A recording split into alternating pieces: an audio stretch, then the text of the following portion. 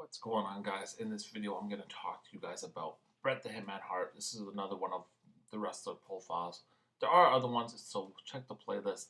There's a couple up so far.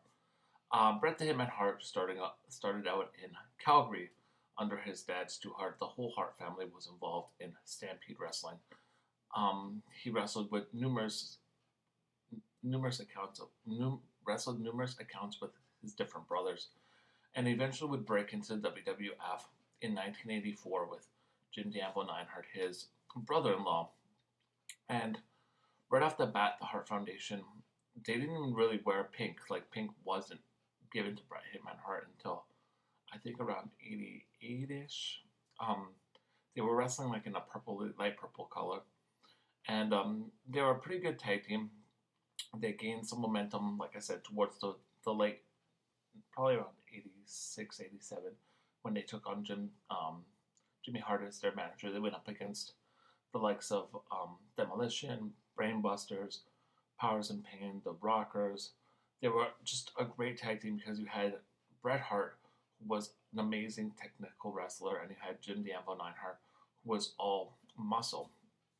The Hart Foundation would go on to hold numerous tag team titles, and Bret Hart, you could see that he shone as the wrestler in the actual team, but he wasn't the greatest on the mic, and eventually would break off to a solo career and become Intercontinental Champion.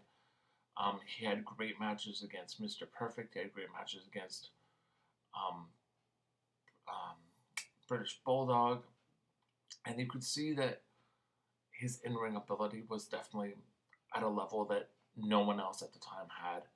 And around 92-ish, and he won, he would go on to win the WWF title against Ric Flair. And at that point, he was just at the highest level he could possibly be, but the industry was really low. So all the weight of what was going on with the WWF was put on Bret's shoulders.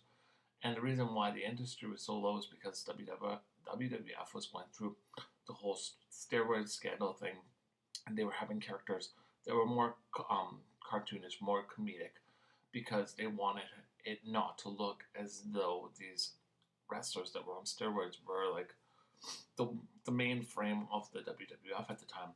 And Bret Hart definitely carried himself. Like I said, he won the title from Ric Flair. He would go against The Undertaker. He would go against Diesel.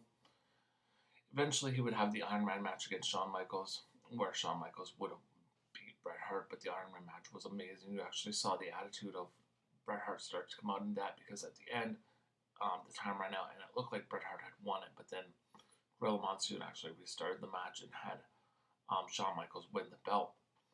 Then you get Bret Hart going into the whole new Hart Foundation. The new Hart Foundation situation, where it was him with Canada and pretty much whatever roster was with the States in that situation as well. And they went back and forth. He had, they had fights against the Nation of Domination, DX. Eventually, it would lead to the Montreal Screwjob, where Shawn Michaels, Vince McMahon, and Earl Hebner ended up screwing Bret out of the WWF title.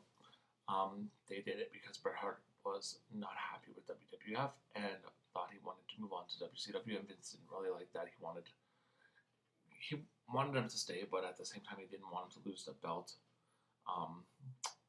He didn't really care where he lost the belt, but he was scared that Bret was going to hold on to the belt and go to WCW, so he had to get the belt off of him as soon as possible. When Bret Hart eventually would come to WCW, didn't really do much there. Won the World Championship a couple of times.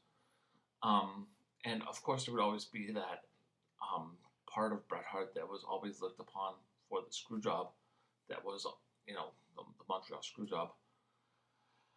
Then Bret Hart returned in 2009 and was inducted into the Hall of Fame. In 2010, he returned as a manager for the Hart Dynasty, and eventually would have a meetup with Shawn Michaels to confront him about the Montreal Screwjob. overall, Bret Hart, definitely a great in-ring technician. Definitely someone that took the weight of the company on his shoulders. And nowadays, you see him show up at Raw so often as like one of those legends, people that they bring back just for nostalgia reasons. But Bret Hart was definitely a great um, wrestler, and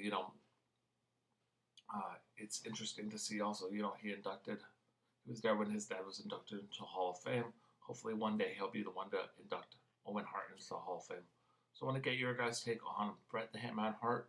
What you guys think about him? What's your favorite Bret the Hitman Hart match? Comment below. If you like this video, definitely give it a like. If you're not subbed, definitely hit the subscription button up there.